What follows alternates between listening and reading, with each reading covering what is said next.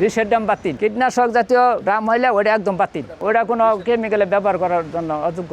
ওটা বিষ জাতীয়, যদি কোনো কেমিক্যাল সয়াবিন তেল পরে, সরিষার তেল পরে, ওটা মানুষে খাইলে হয়তো মৃত্যু হইতে পারে। যে কোনো কাজে নিতে পারে, আর লোহাটা যে কোনো কাজে নিতে পারে। লোহাটা জং ধরে যায়, প্লাস্টিক এটা কোনো জং ধরে না। চাইতে প্লাস্টিক বিভিন্ন তেল জাতীয়, বিভিন্ন কেমিক্যাল জাতীয় গাছ লাগানোর জন্য প্লাস্টিক নেই। আর লোহাটা ওই গাম জাতীয় কেমিক্যাল এইগুলোর মধ্যে ব্যবহার করে। এই যে এটা আমরা হইলো 4 ফিট প্লাস্টিক, আর এই যে এইগুলো লম্বা 250, 4 ফিটের দাম হইলো 1600 টাকা, আর এটা হইলো 1550 টাকা। লোহার গুলা 1200 টাকা। গাছ লাগানোর জন্য মূল্য লোকলা বেশি নেই। আর টাঙ্কি ওই মাছলারা বিভিন্ন জায়গায় মাছ আনা নেওয়া করে এবং ছাদও মাছ চাষ করে, ওইগুলো নেয় 4500 4000 টাকা এক পিস। পরিষ্কার গুলা 100 টাকা কম, যেটা 1600 টাকা বিক্রি করি পরিষ্কার করে, ওইটা অপরিষ্কার 1500 টাকা বিক্রি করি, 100 টাকা কম বেশি। এইগুলা ওই যে বিভিন্ন কেমিক্যাল দিয়া, সাবান জাতীয় কেমিক্যাল আছে, এইগুলা দিয়ে এইগুলা পরিষ্কার করি।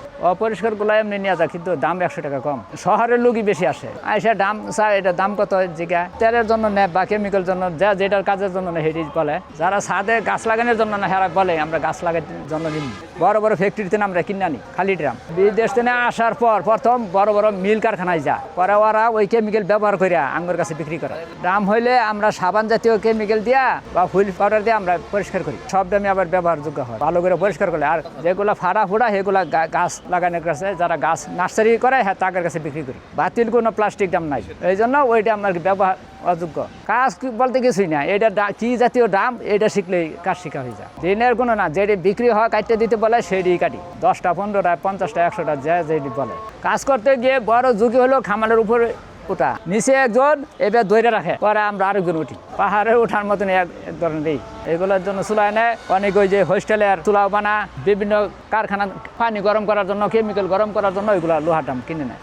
এই কাজ করে মানুষের কোনো আয় হয় না, সংসারটা কোনো রকম চলে। কোম্পানি মানে আঙ্গুর বেতন টেতন দেওয়া কোনো রকম চলে। লোহাটা মাটিতে ফালাই রাখলে 1 বছর বেশি টিকে না।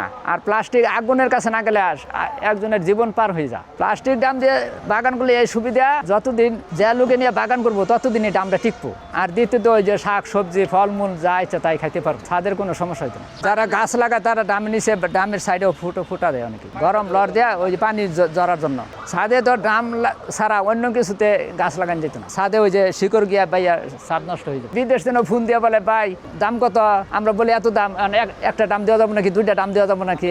আমরা বেশি 1টা 2টা বেশি, কিন্তু আইসা 1টা 2টা নিতে হয়। বাগান করবো তার বাড়িতে দরকার, বিদেশ থেকে ফোন দিয়ে বলে আমার 5টা দাম দরকার। ছাদে বাগান করবো বা গরুর খামার, গরুর জন্য এগুলা 1000 লিটারের টাঙ্কি, এগুলা এক জায়গা থেকে আরেক জায়গায় আনা নেওয়ার জন্য কিনে নেয়। ছাদে বা যে কোনো জায়গায় রেখে মাছ চাষ করে। এখন আধুনিক যুগ, মানুষে শিং মাছ বা কই মাছ, পাবদা মাছ এগুলো চাষ করার জন্য এগুলাই নেয়। ছাদে বা মাটিতে যে কোনো জায়গায় রেখে এগুলো নিয়ে মাছ চাষ করতে পারে। যারা বাসার মালিক এরাই আসে বেশি রকম, ছাদে মাছ চাষ করতে পারবো নাকি। এগুলা আঙ্গুর বিক্রি তো করি অনেক, কয়টার এটা কোনো নেই, হিসাব নাই।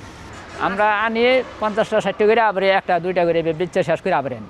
এটাও বিভিন্ন কারখানাতে নেয়, এটাও বিদেশ থেকে কেমিক্যাল করে আসে বিভিন্ন কারখানাতে।